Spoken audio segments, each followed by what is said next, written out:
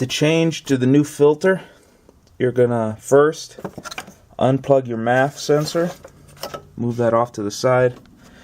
You have 4 clips here, one down there, one right here, and one right there. Get that undone, then you can pull the air filter out. Next, you loosen this clamp right here. You can either use a socket or a Phillips. Then you're going to wiggle this out. Alright, set that off to the side. Now, we need to get rid of these. So, those are going to be either Phillips or it looks to be a 10mm. Now that we have these loose, we want to detach this box from this snorkel. Then we can pull this box out, and then we can pull the snorkel out. Once you have everything out and back together, we need the MAF still. So we got 4 10mm nuts we have to pull off, and then we can move on to the adapter for the air filter. You have some emission stuff and your valve cover vent that both plug into this hose. Make sure you disconnect those. You're also going to need to, once you have the bottom loose, disconnect from your blow-off valve here,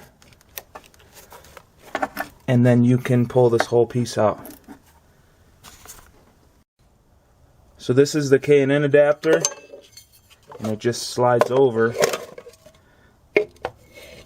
like so. And then we use the mounting hardware to clamp it all the way around. But before I do that, I'm going to use this mass airflow sensor cleaner. And since this thing's 20 years old, and I don't know if it's ever been cleaned, I'm going to just clean it all out and then put it together. Now that the MAF is all cleaned, we're going to put this on top, and we're going to insert the hardware and tighten it down. This hardware is 5mm Allen head and a 10mm nut.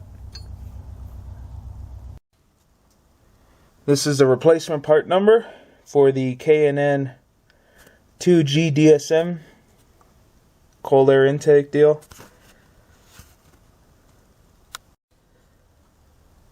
So now I have it together.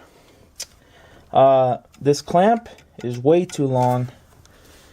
Look how far it sticks out. So I'm going to cut this here, make it nice and clean.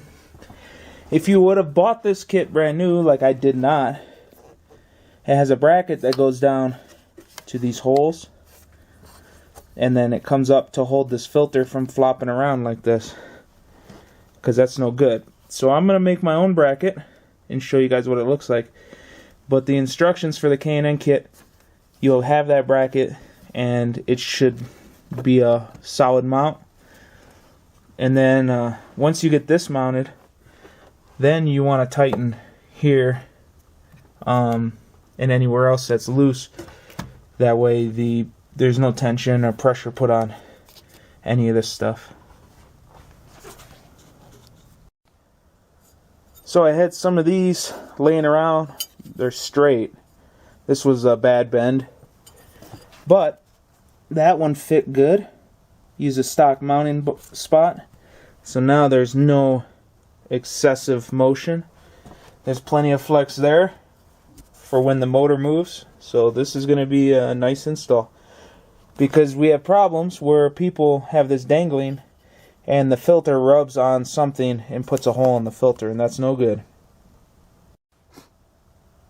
Overall, this install is pretty easy, and if you have the kit instead of buying it used like me, it'll be even easier. So if you want to get that extra flow, go ahead, go with this kit.